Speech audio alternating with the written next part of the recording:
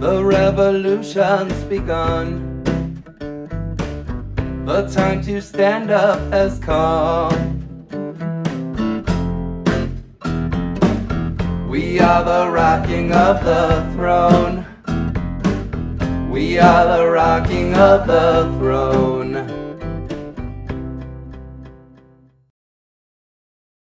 Start the session fighting big money while running for office. Take your seats and please silence yourself. A reminder, if anything in here inspires you in any way, fill out an inspiration card, put it on our engagement wall right outside the room. This is an hour-long session. So I'll turn it over to our facilitators, Tiffany Muller and Steve. I'm Tiffany Muller. I'm the President and Executive Director of In Citizens United, and I am super happy to be here with you guys today. And thank you for choosing to come and listen to us for the next hour. And I'm David Donnelly. I'm the President and CEO of Free Voice. And like Tiffany, I'm very happy that you're all here today. And I want to get a quick sense of the room. How many people here are candidates? Wow, that's great. How many people here are to be a candidate in some other? That's great too. How many people are working on campaigns or supporting candidates? Is there anyone who hasn't kind of like raised their hands? Why are you here? No, so that's great. So what we're going to cover today is basically how do you talk about the issue of money and politics in the context of campaigns, particularly because campaigns cost money and campaigns are raising money all the time, or at least that's what they're told to do.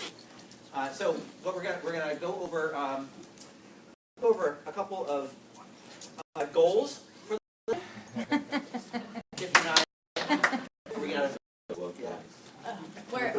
It's possible that we're both Patriots fans, and so we're super excited about tomorrow. And it's my baby's favorite player, and we should all strive for perfection that he does. So basically, we want to make sure that you get an understanding of what Americans think about money politics. We want to give you visual advice on how to apply this on messaging and approaches at work, some concrete ideas of how to weave this into campaigns, and then if we have some, it would be great to do networking. But that's basically a function of the conference that you should go to, is networking and getting to know people. And if we have time again, we'll try to figure out how to weave that in. Great. You want to take it over? Yeah, absolutely. So also, we're fairly informal. So if you have a question or out, just raise your hand, let us know. We want to make sure that we are covering everything you want to cover.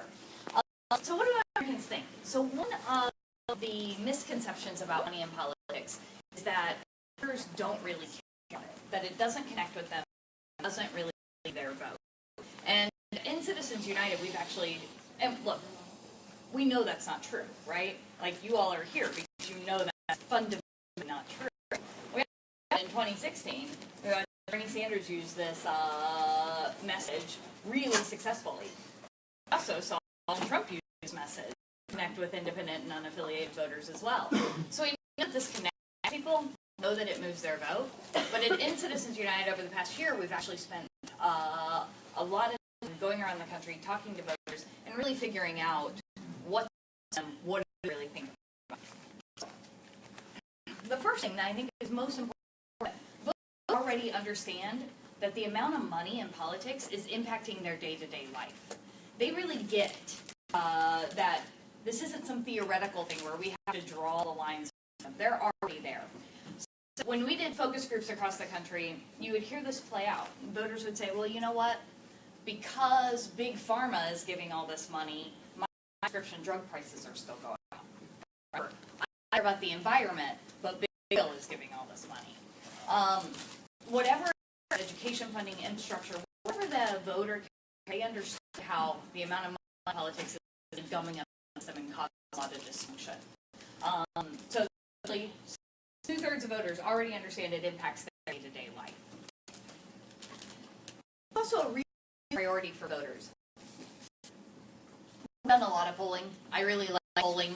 Anyone who was in the polling panel yesterday knows I really like polling. Yes. Will all of this information be on the website? It is already on the website, and at the end there's a link, but you can go to endcitizensunited.org/polling-archive, and all of our polling that we've done over the past year is publicly available. Please go use it. And it'll be on the slide in a little bit, but endcitizensunited.org/polling-archive. We'll double check that. Yeah. Okay. So here's what we know. Often here, like, if you want to win a winning campaign, you have to talk about the things that voters care about, right? Jobs, income, health care. Well, guess what? Reducing the amount of money that special interests have in our elections is just as important as those things to voters. Among independent voters, the second highest ranked issue behind only keeping America safe from terrorism. And this wasn't a one-time flash in the pan. This is poll after poll after poll. This issue is not only fundamental to how voters are understanding the system right now, but it is actually crucial in actually breaking down some of the other issues, which we'll talk about in a second, I think. And look, Gallup's been doing some survey for a long time, and it's not going to surprise any of you. This summit called Unrig the System, because we understand that right now our democracy and our government isn't working the way it should, right? Well, guess what? Voters know it too. So they've been asking since the 1960s, does government work for just a few interests, or does it work for the benefit of all Americans? At no point since they've been asking this question has it been more skewed than it is today. Only 7% of Americans think that government's working for the benefit of all Americans. 93% think it's working for just a few things. That makes me sad as an American, as a human being, that we're at that point. But for all of you in this room right now, talking about and thinking about how does this fit the campaign, voters are with you. They're already there.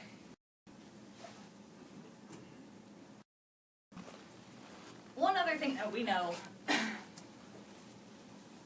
that there's a swing voters we've been talking about, well, always, let's go with since. Undecided voters, independent voters, unaffiliated voters. And we've done a lot of polling. We actually have tested messages, get money out of politics, have disclosure and transparency, close the loopholes that allow foreign money into our system, and actually ask them about that versus kind of more conventional campaign messages that we talk about, healthcare, jobs and incomes, etc. And what we have found is that messaging and reform actually move these swing voters a lot. So, 15 points better in Nevada, 8 points better in Wisconsin. You can see some of the other key groups that it works really well with. Rural voters, conservative voters, non-college voters. I don't know if this is ringing bells for anyone else, but to me it sounds like every single article that anyone's writing right now about how do we talk to these folks. We have they want to hear about fixing the system. And money in politics and reform and disclosure and transparency are key to fixing the system. Yeah. Are those states representative of other states? Yes. Both. We did choose them for a reason, and they're representative of other states. And we went it nationally as well. So just pulled a highlight of 3 states, which is Nevada, Wisconsin, and Montana. Actually, Nevada and Wisconsin are really battleground swing states, so they're a good representation of the nation as well. But we've also done this nationally and found the states.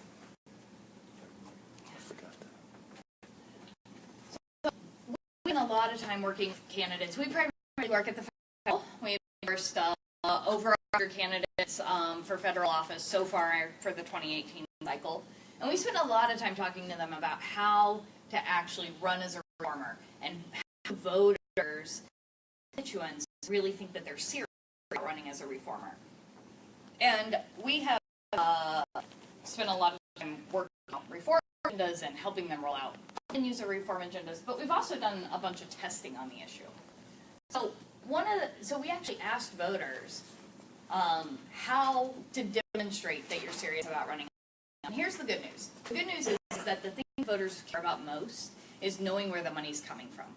Disclosure and transparency are the most important positive messages you can have. And disclosure and transparency also take care of a number of the other concerns that voters have. The loopholes that allow money to get into our system, for example. However, there is a really compelling piece around what I call putting your money where your mouth is, right? And just saying, like, look, I'm not going to take money from X, because I am representing you. And so, I'll talk about this in a little bit about how we've seen that really playing out. But you can see that kind of a candidate who refuses money from drug companies or corporate PACs or special interests, that they all kind of bunch there too. And this is self-funding. Self-funding is no longer a bad thing for voters. Yeah. That's what I wanted to ask you about. Yeah. We have Donald Trump, who self-funded. I'm in Illinois, Bruce Brown, who funded for governor this time. We now have J.B. Pritzker, who has put $60 million of his own money in the country. And we're finding that voters are not looking that. I hope that will be the trend.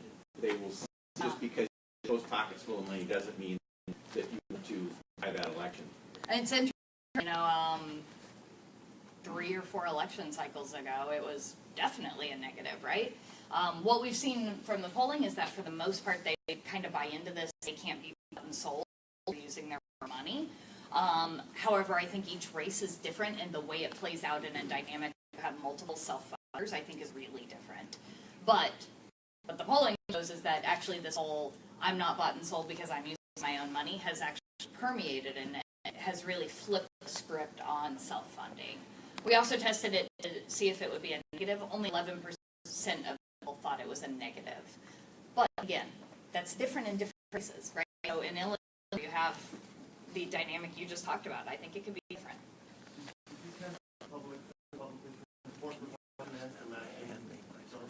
We did, and we'll get into it later, where we talk a little bit about some of the and policy descriptions. We didn't test it in this particular one, but we have tested it. It tests like 56% support. Yeah.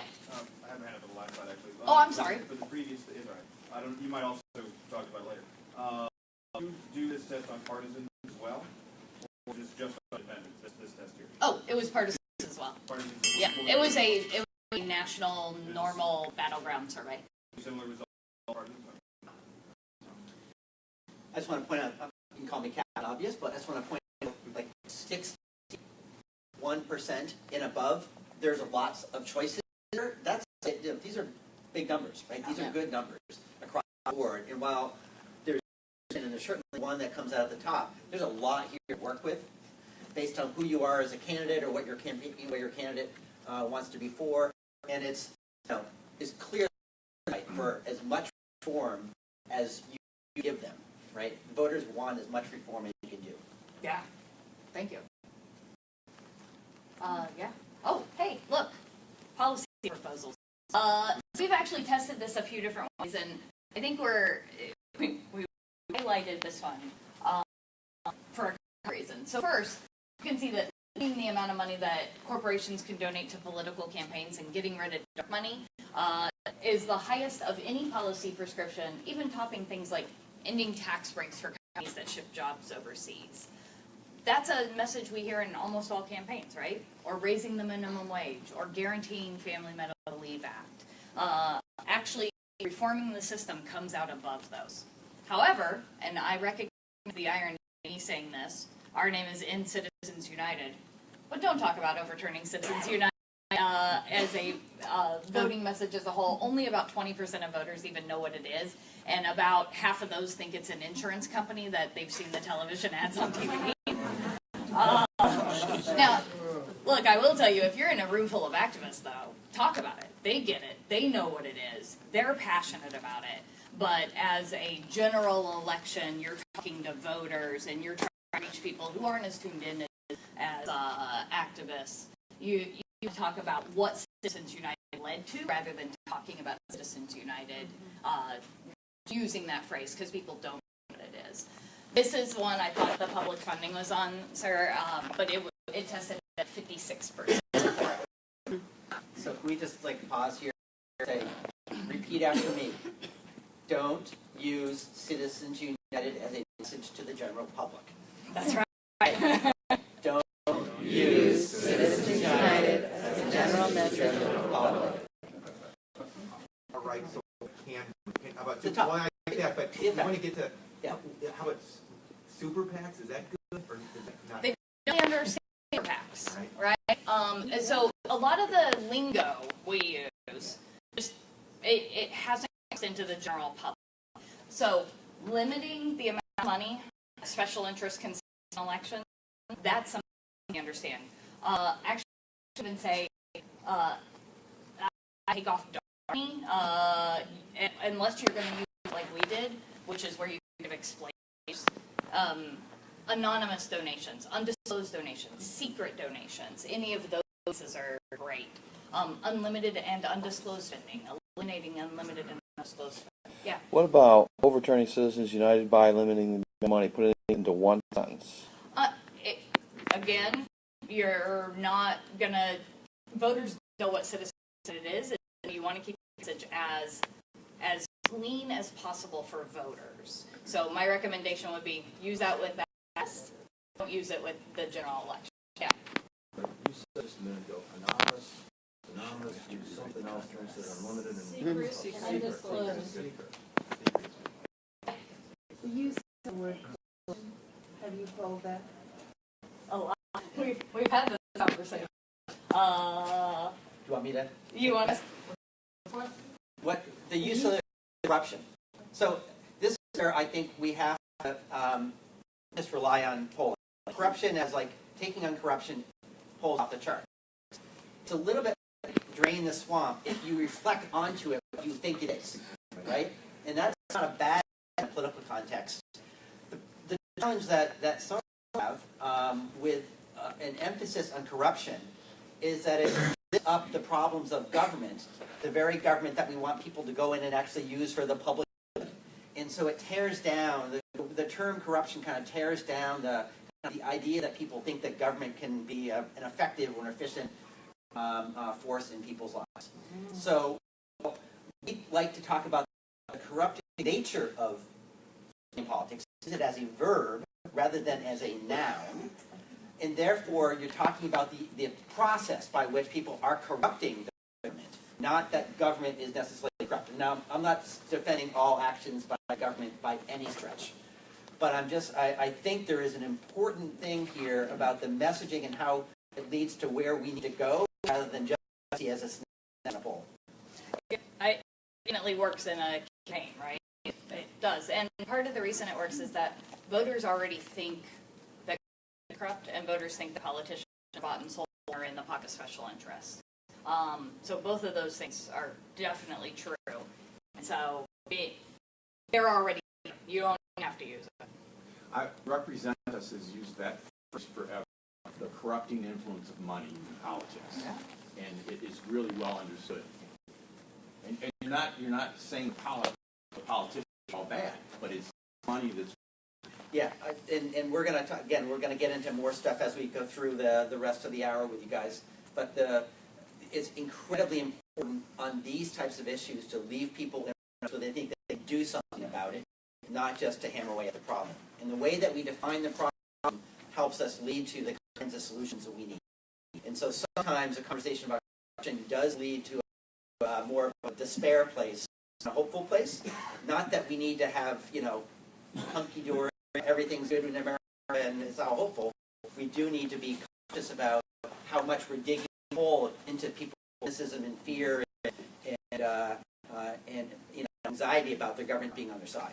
So it's a balance. Yeah. So I think there's this strange shift that has gone on where in a progressive candidate, which we're having one as Senate race, everybody's reporting their money all the time. So even progressive candidates are like, look how much I made, higher than the next, but we should get money out of politics. And I hate that because it's like, you know, right before, it's so hard because we're trying to change this paradigm at the same time as we're saying, wait, yeah, granted it's all small donors, but you're still saying you're great because you raise more money. So we're now use up our whole. Well, what we have found is that actually the best to kind of combat that is that we have to elect people who are going to fight to change the system. We really need people in office who are going to fight for disclosure and transparency, fight to eliminate secret donations, especially in legislatures, fight to put limits on campaign contributions.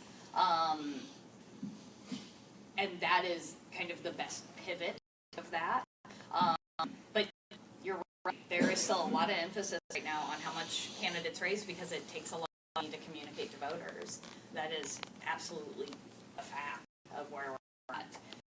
But what we found is that instead of getting into this back and forth of which money, whatever, is to actually talk about, I'm going to go fight the rigged system, and this is what I'm going to fight for.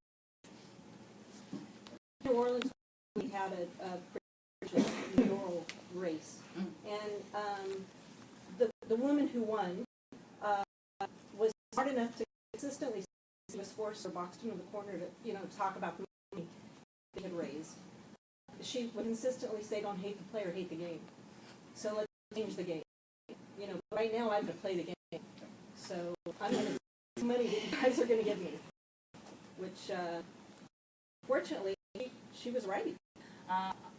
We've done a lot of research on this because, as you can imagine, folks are concerned about, like, how do they talk back about this? And what we've typically found is that just talking about, well, I have to take the money, that doesn't really work.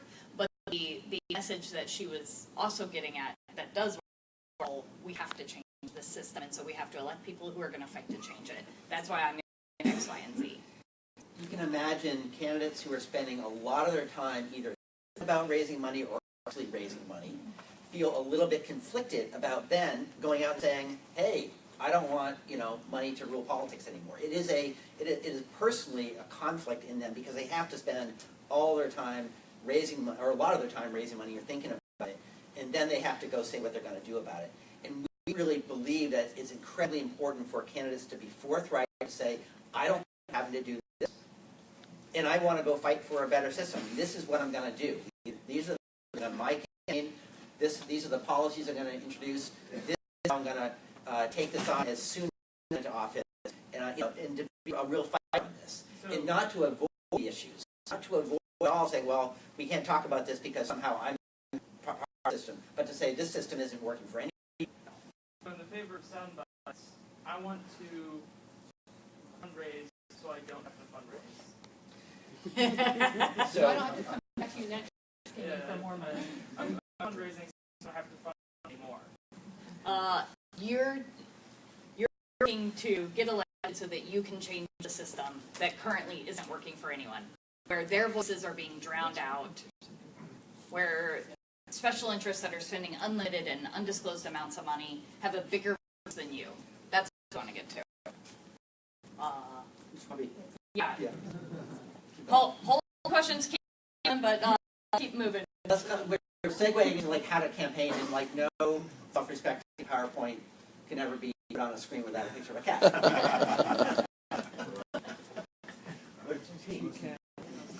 So at Every Voice, we've done briefings on these types of questions for candidates at the federal level, and we've now done one at the state and local level to help candidates understand all the different ways that they can include money politics in the way that they're campaigning, the messaging advice, a lot of the slides that we've included that kind of data in the briefing book, and at the end, I'll have my email on the screen. If anyone wants a copy of it, email them, just send me a note, and I'll be able to send it out, a direct link to it. I think actually for this is too long to put on the screen for everyone to write down, so I decided to just send me an email. But it contains 20 pages long. It has sample op-eds that candidates have written to promote the idea that their democracy has.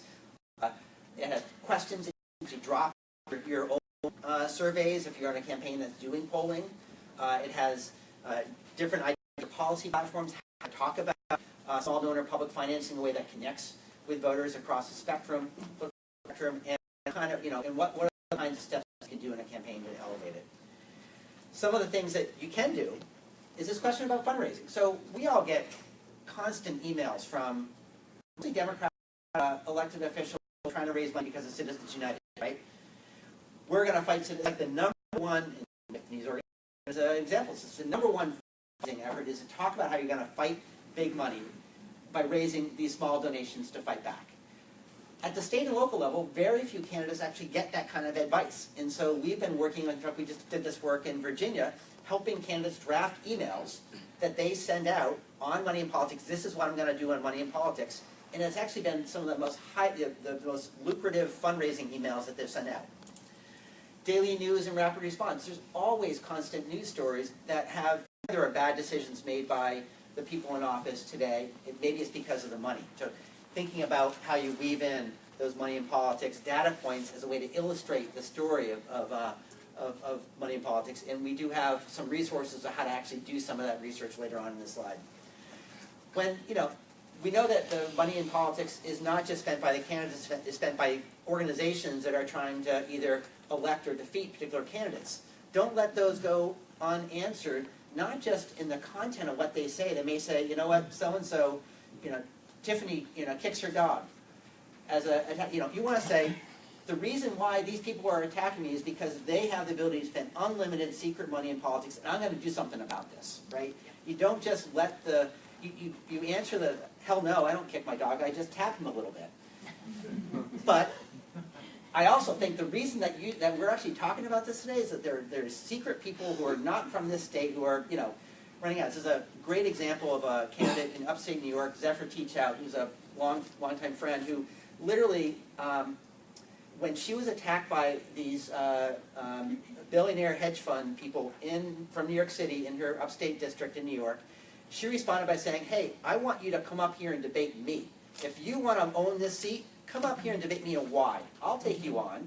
And so she basically said, my opponent's not willing to stand up for these people, but I want to take on you. So there's a way that, and she generated days and days of news coverage and actually raised a fair amount of money. And lost her race. She lost her race, unfortunately. But there is you can engage this outside money in a way that lifts up solutions to this problem. And, releasing a platform, it's really important to say what you're for. Not just that the system stinks and that you hate it and you want to change it, but to actually be a little bit more detailed. Voters have heard, how many change elections have we had in a row? Right? Change, right? Throw their bums out, throw their bums out. They want genuine voices. They want candidates who are absolutely laying out exactly what they're going to try to do when they get into office. It's incredibly important to lower the expectations, to have bold ambitions, but to say, you know what, I'm going to start fighting for this on day one, and I'm not going to give up until I'm done. It may take a little while to get all the way there, but these are the kinds of things that I'm going to fight for when I get to Richmond, the state capital in Virginia, or when I get to Albany, or when I get to D.C., is to, lay it out very clearly. We're going to be working with a group called the Progressive Change Campaign Committee to do a day of solution action, of having candidates all over the country on the same day release the same their own platforms on money and politics, and then have citizens around the country ask other candidates, join them in adopting your own platform. It doesn't have to be the same one, but your own platform on money and politics. What's it called? I'm sorry, what's it called? We don't have a name for the Progressive Change Campaign Committee, PCCC. Not the DCCC, but the PCCC. Yes. Quick question. One of the more interesting kind of races that happened in my mind was one of the Virginia State House elections, where you had the Democratic, incoming candidates sign to say that I will not take money from Dominion. Yeah. It's just the largest donors. Being in Louisiana, that's, we're kind of, money in politics that's why Louisiana sucks right now. And Louisiana sucks right now, but it doesn't have to. And because people don't trust government here, they don't trust the candidates that are running.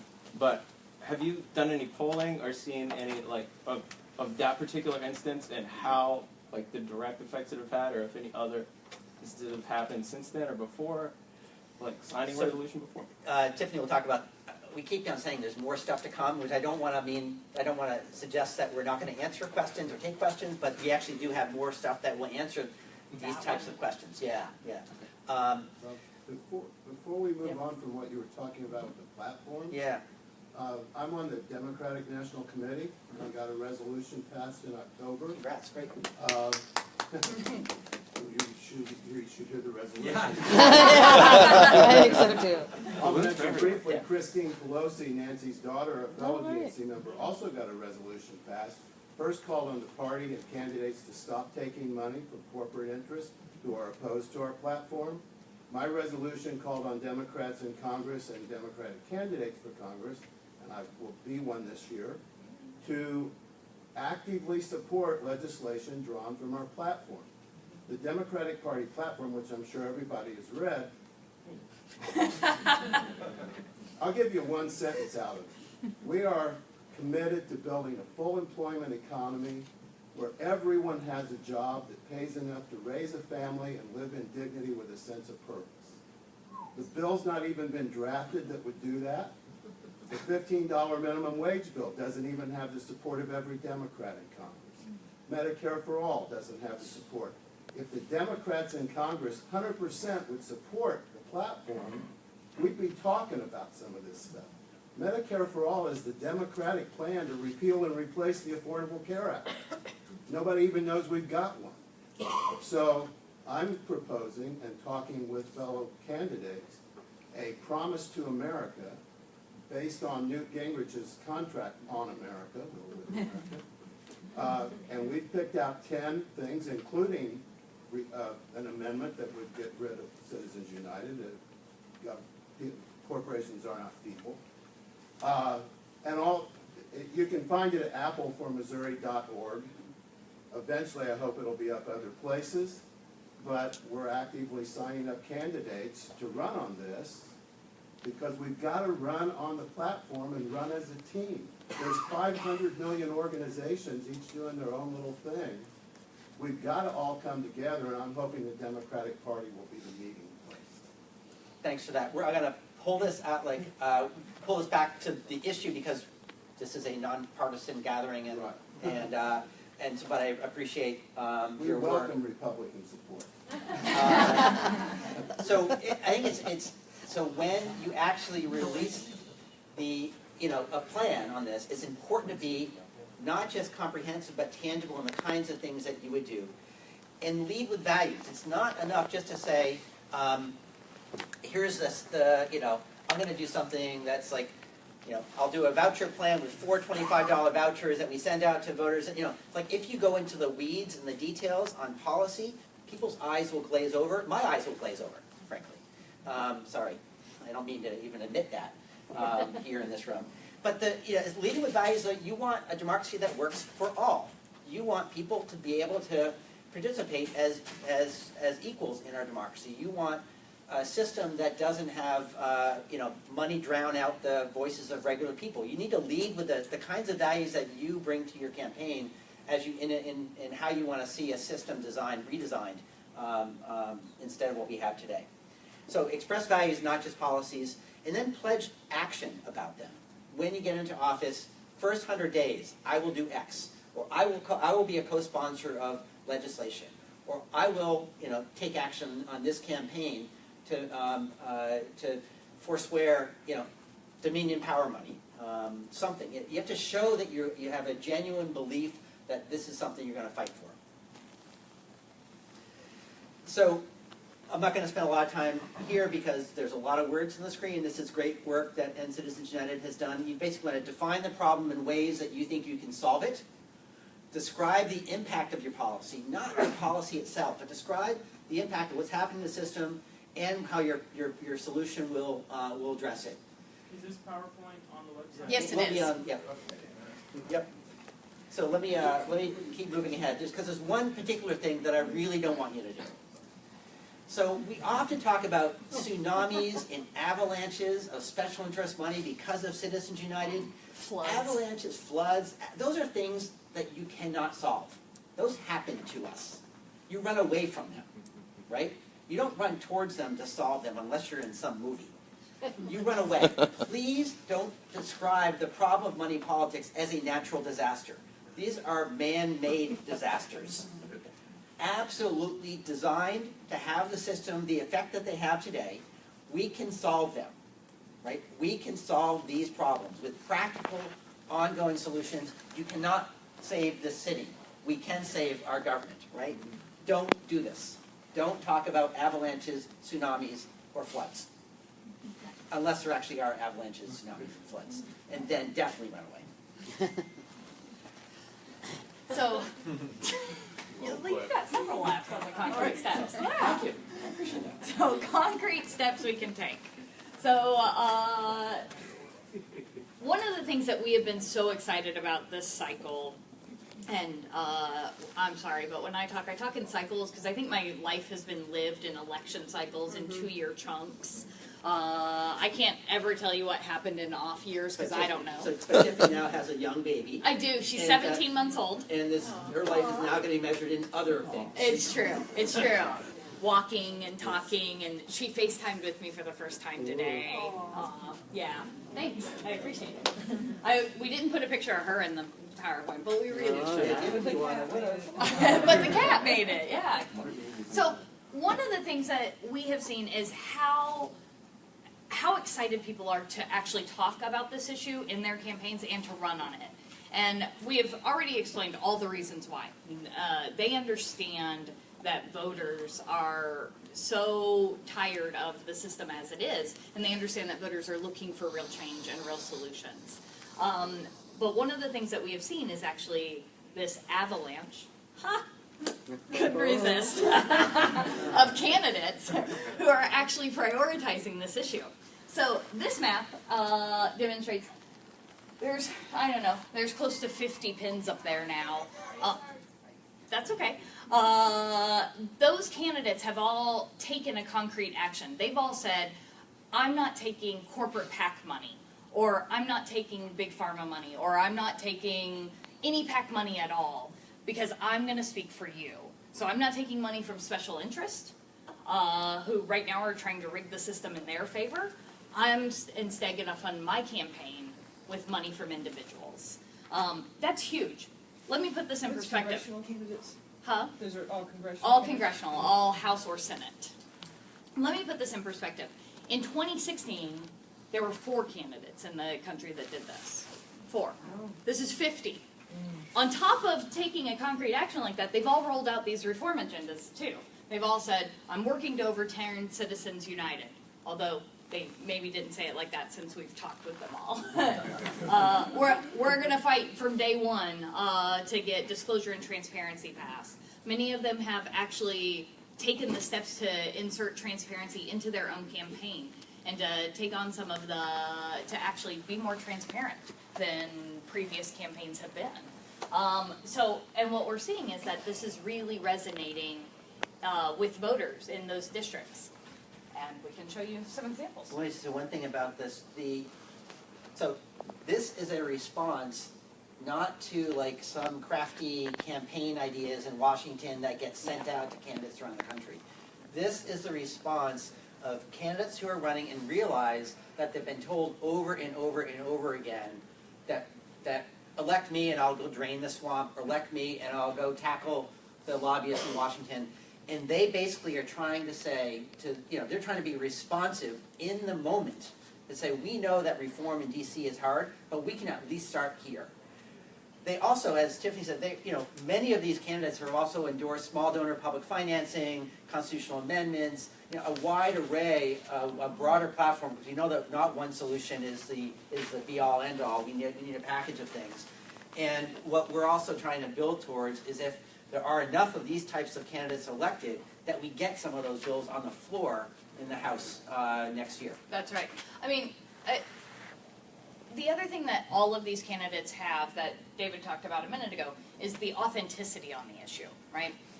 Beto O'Rourke was down at the bottom of that previous page, and he tells this story about coming to Congress, he was elected in 2012, came to Congress in January 2013. I actually was on the Hill at the time, so I remember kind of the story he talks about.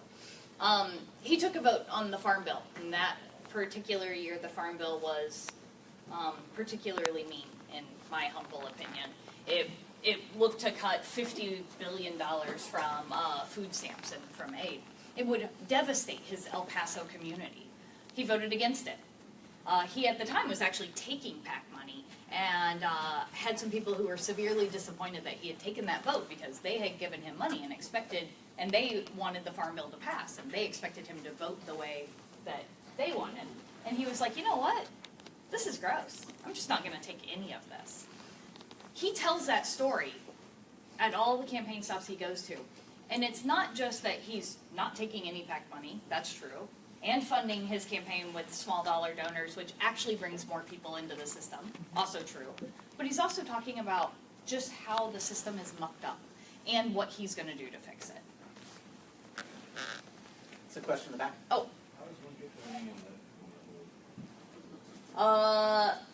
So all of these folks are folks that have been in touch with Citizens United. They're federal candidates, and they have either let us know that they've taken this pledge or they've publicly taken it and we know about it. There are always people that we keep finding out more and more. So if you know someone, my email's at the end of this presentation. Email me. Awesome. So we've also seen that more and more candidates are using this in their paid communications. Why is that important? It is important because it actually sets the overall narrative that people are thinking about when they're thinking about campaigns. We think about healthcare, we think about jobs, because that's often what we see communications on. We're now seeing that people are communicating on these issues. That's really, really important. And it's going to be important because we're going to get all these reformers elected, because I'm convinced we are going to get all these reformers elected. And then they have basically the mandate to say, I ran on this issue, this is why my voters elected me, this is what I'm fighting for. Tiffany, do you remember how to get this going? Yeah. Did you mess it all up? I did. I think if we go slideshow and go play from current slide.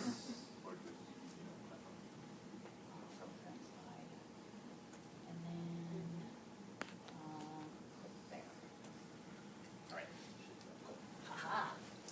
He grew up here, went to Central Catholic, then college and law school, served 4 years in the Marines, still loves to shoot, became a federal prosecutor. Now Connor Lamb. Sorry. Or not. When you don't have money. I don't know. We had someone do it You don't see a And- commercial when you don't take money. Ann's gonna fix it. Yeah. And While you're fixing that, Yeah. may I ask a question? of course. So, He grew up here, went to Central Catholic, then college and law school, information served 4 or years in the response Marines. to moving towards publicly funded campaigns, is that a end game or something that's so, has to wait, it's way out there? Is it an ideal or not? Is that where we're going? We have a lot of candidates who have rolled that out as part of their agenda and who are talking about it. And I think one of the things we've also seen is people talking about these small dollar donor matching programs, which is a good way to talk about those steps and getting there. But yeah, we even have federal He grew up candidates here, went across the country who have actually rolled it out as part of their agenda, which I think is a good sign because there was nobody talking about it last cycle. Yeah. Do you think it would be useful for candidates and also incumbent members of Congress who support a lot of these issues to have on the issues pages of their websites, a democracy page where they lay out their positions on these issues? Because if you look at the incumbent members of Congress, very few of them are talking about these things. They may co-sponsor bills, but it never makes it on their website. And I think as reformers, we need to see some testimony from them that they're still with the program. And Absolutely. That They also need to hear from you, right? Like the more that we tell them we want to hear them talking about this, the more that they will.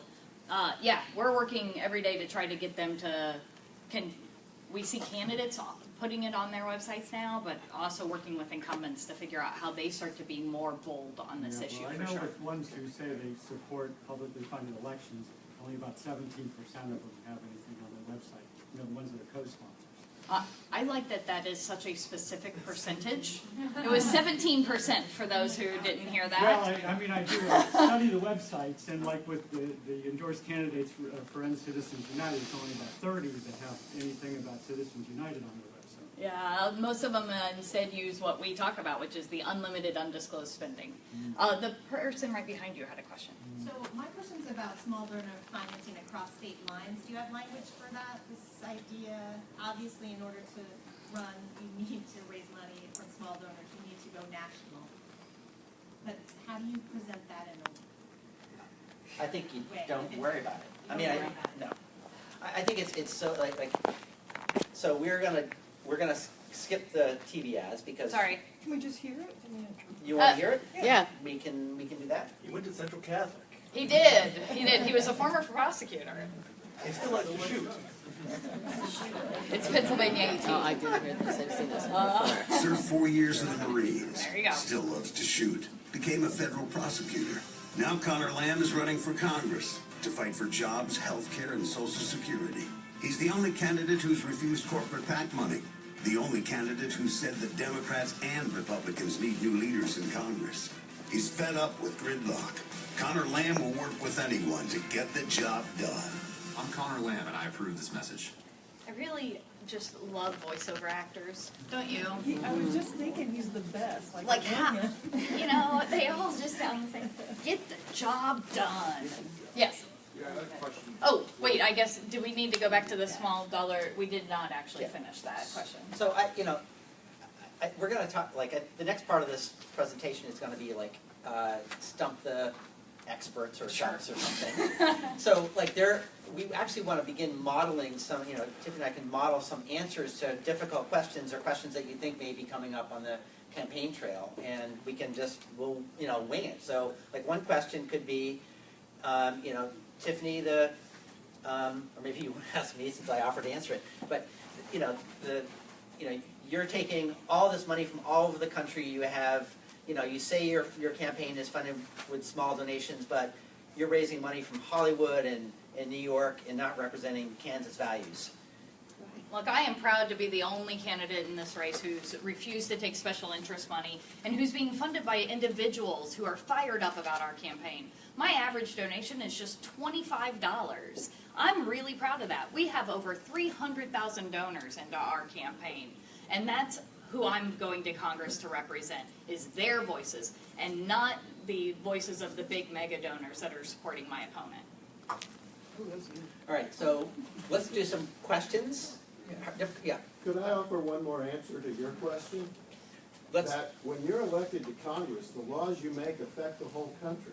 Yep. Everyone in the country has an interest in good people getting elected wherever they live. So support them in any way you can. Yeah. Support John Mesmer for Congress from Missouri. He knows what he's talking about. Yeah. Missouri's a good state. I have one. So in Connecticut, they have a Citizens Election Fund, public matching. So you're running and you have the Citizens Election Fund. We're trying to get it passed in Virginia. So what you're saying is that you expect taxpayers to pay for your campaigns instead of actual people. You expect me to fund a Republican or a Democrat? Are you kidding me? Listen, we have a choice. We can either continue the way things are today, with big money ruling our politics, with people getting sweetheart deals from elected officials where they give them the money and the elected officials do something in exchange, or we can move to a system where people have a voice, that people actually can have their voices heard, that candidates are more accountable to the people back home than they are to the lobbyists in Richmond, and they listen to what the people want rather than what the big lobbyists and big donors want. Yes, I'm saying I would rather have that new system than what we have today. Yeah, hey, Tyler? No question, actually. I just wanted to get a picture of all the people that were running for office. At the end? Great. Okay, Yeah. great. Yeah. Oh. Go ahead. Your turn. From Missouri. Right, yes. I was born and raised in south of Kansas City. Great, great. If I can attest to the idea about being specific, I've only been campaigning for a month, but I had, and I struggled with this on my website, johnmessmer.org. Go in there, kick the tires, let me know what you think. I put on there it was a 15-point plan when it comes to political reform. I struggle with that because just between us, and I know some people are recording this, I think that's gimmicky. But I'll tell you, after it works. It works. A lot of people have said they thought that was very refreshing, because as I had one woman tell me just the other day, says they hear candidates talk about all kinds of issues, whether it's reform or something else, and obviously candidates, and I'm guilty of this too, but with this issue I'm specific, she said candidates are guilty of just talking in vague generalities. She said it was refreshing. Now, that's just maybe one person, but I think it really is working, so I would, even though 15 points might sound too cumbersome, I just stopped at 15. Well, actually, when I started into it, it was 29. I can believe it. Yeah, because I struggled to get it to 15. Yeah. Yeah. I think the being authentic, giving real solutions, but remembering to lead with those values of why do we need to change our democracy. Yeah. That guy's trying to ask a question like ever. All right. I had a question back when you were showing the polling data. You mentioned specifics about like special interests and don't use dark money.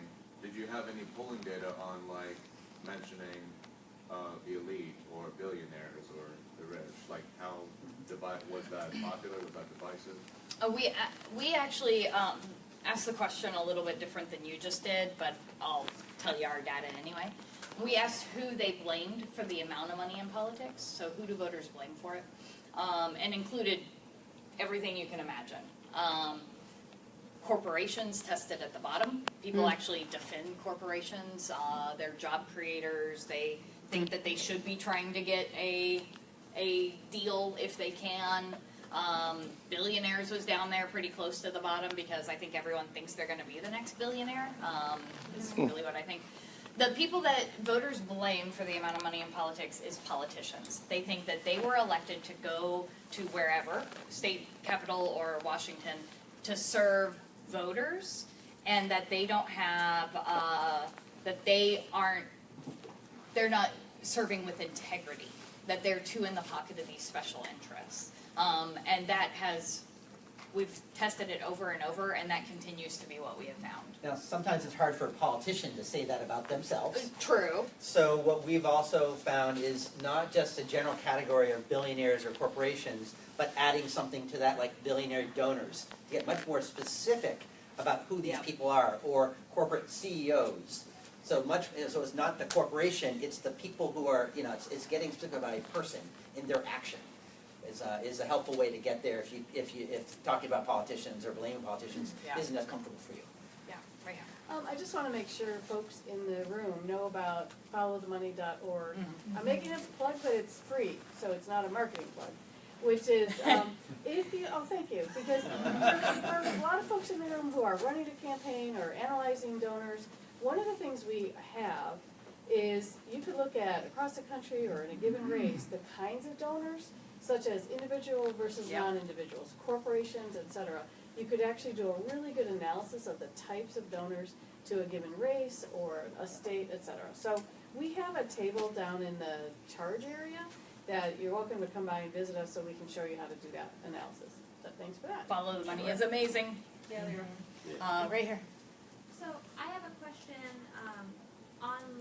since we've been supposed to talk about congressional campaigns, how much money does it generally take to run a campaign? Because I think that it's easy to say, oh, we're fighting for big money, but we have this also impression that we need a whole lot of money in order to run a campaign, and so it kind of excuses in the public mind the need to raise these huge amounts of dollars in order to be successful.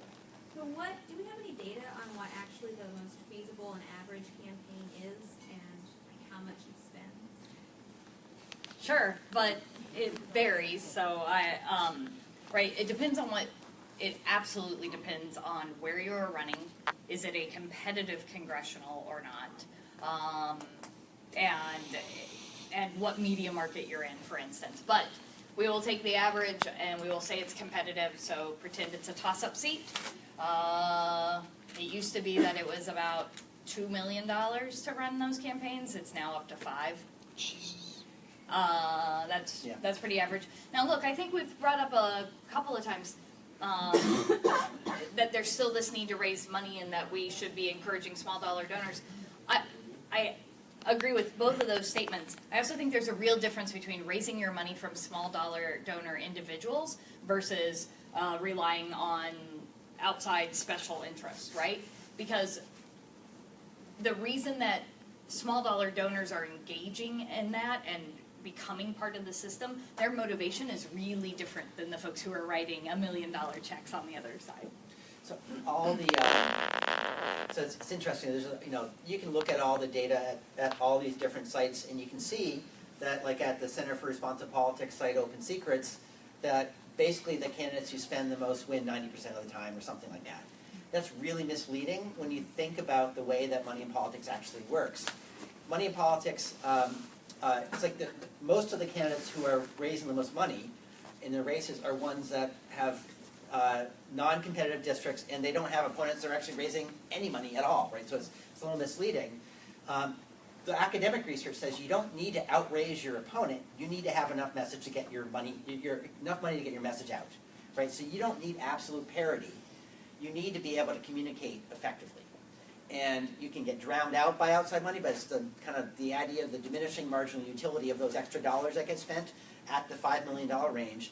No candidate will ever be told stop fundraising. That's the actual challenge here. Yeah. They never ever have to stop. They never think I have enough. If you're a candidate, you are, I don't mean to besmirch anyone in the room, but you are incredibly worried all the time about, do I have enough? Do I have enough volunteers? Do I have enough hours in the day to knock on doors? Do I have enough money? You're always operating from an idea of scarcity, and that plays out really strongly in the money in politics system. And it drives candidates to spend more time thinking about the money than they think about their constituents. Yeah. Yeah. Back in the back. Yeah? Going back to your response to her question about getting money from outside your area, I noticed that you didn't really answer her question. It was, it didn't seem like you answered the question. You deflected and started talking about $25 average, and it was very slick in the press release. Thanks. I mean, do they like that? It's not, I mean, you've obviously given that response. I actually have never given that response before. Very clever. Yeah. So I think that the additional way to answer that question would be to say, I think participation in our democracy is a good thing. I think people ought to be participating in our democracy. I don't want to get all the money out of politics. I want to reduce the influence of the big money, and I want to actually rely on small donors to fund my campaign, and I'm proud of that. And then to go into the 25, it's like you can actually embrace participation as a good. He also still didn't talk about California or New York or anything else. Yeah, I mean, look, the pivot and response is you have to do it. You have to learn it. You have to do it because you're actually trying to turn it back to the values that you care about. It's not just being slick. It's about reframing the argument to actually narrow down on why it's so important that we're funding it with small dollar donors. Because that wasn't the question that was asked, but that's the answer you need to get out. Well, it turns into a positive answer also. That we too. have to stay positive. Right there, yeah. So in this Illinois race with Browner and Pritzker and also Kennedy, there is Daniel Biss. He has a lot of traction with millennials. Right below, I'm a millennial. Right below is Gen X. They're very excited about him. I have a lot of friends. I'm a first-year student at Tulane. A lot of friends still in high school that are working for his campaign locally. And I just want to know, how do we get traction with older generations of voters for new faces, new people that might not, don't have the name Pritzker or Kennedy, aren't the incumbent, don't have their own money. And I want to run for office someday. I want to know, how do I go in as an unknown, refusing to take money from PACs? Thanks for the question. Thanks for lifting it up in that way. That primary is very soon. Some of the polls are tightening. It's going to be, hopefully a race that isn't just a kind of a coronation. Because we like contested races and don't want to endorse any candidate. Because we have not endorsed any candidate in that particular race. And let me just take this in a slightly different direction, which is what is so exciting about this year is that we may or may not have some kind of wave election with a lot of people participating in response to what they've seen nationally, but we absolutely have a wave of candidates and new people running for office. And the idea that, like, there's even a race in Illinois when there's this guy who spent $60 million, right? It's like a huge amount of money. That there's even a race that we're talking about it is interesting, right? That's like, because I think voters are really, really fed up with the way things are. They may not hold self-funders accountable for being self-funders anymore, but they actually want some choices. They want, you know, an alternative. I think more important than whether someone's a self-funder is how they wear it, right? And how they actually, like, Trump didn't feel like a self-funder because he was actually talking to lots and lots and lots of people. In fact, he didn't self-fund that much anyway, right? Yeah. He actually didn't. Didn't need to. Didn't need to. You know, people bought his hats. But you know, what I'm most excited about this year is this wave of new candidates that look a whole lot more like America than the current crop of people in office right now. They're younger, more people of color, more people from different kinds of backgrounds, different, you know, people who are running for the first time because they're inspired to get back involved. And this goes to the question of participation. That's a really good thing. There are a lot of people in D.C. who really don't like the fact that there are all these contested primaries over there. They just want to pick the candidate who they think can win. I actually think those candidates become better after these primaries because there's a lot more people running and contesting. So I think it's going to be an exciting year, and we're hopeful that, and we're trying to build this out, that as we elect a new generation of people, that they're going to lean into these questions. They're actually going to resolve some of these things. Are you still role-playing and taking questions? Sure. Sure. Could one or both of you be an incumbent for a moment? Sure.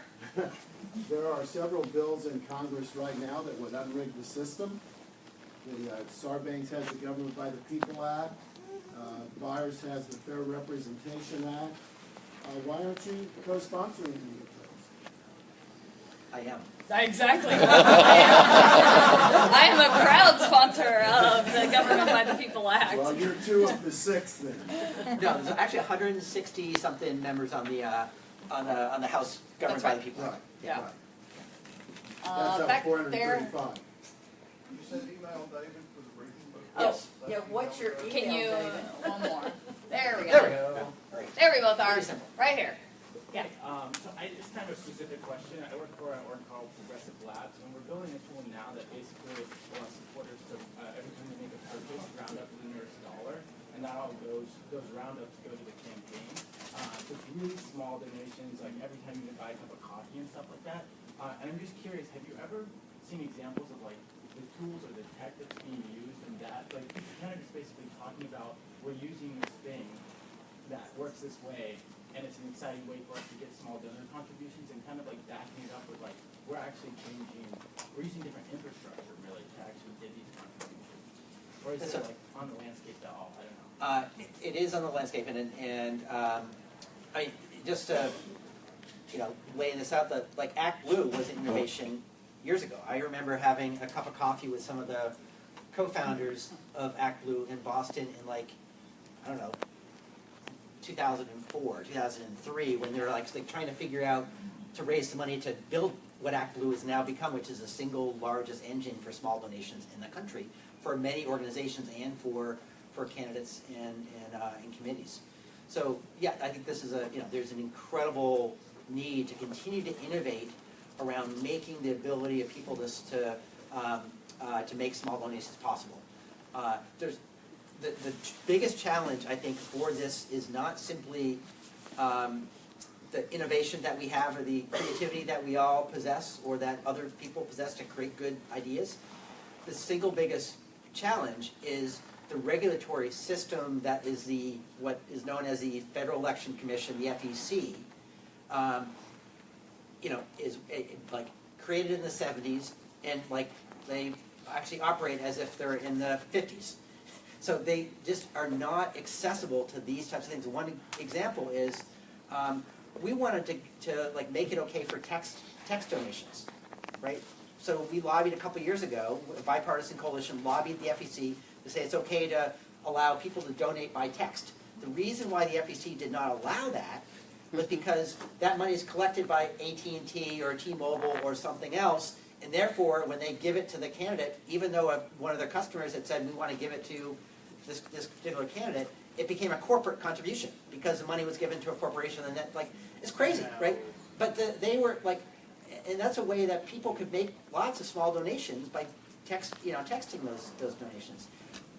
Those are the kinds of, and so we eventually got them to change that rule. So like one of the rare things the FEC has done in the last couple of years, except for nothing. But there's a regulatory scheme that makes it really challenging for these kinds of things, to build these kinds of products.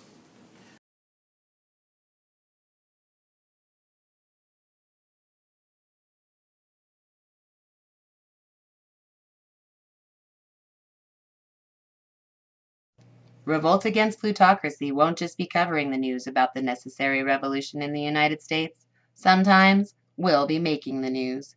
If you want to stay on top of the revolutionary actions and strategies of grassroots, genuine progressives, and our allies, please subscribe to our YouTube channel today.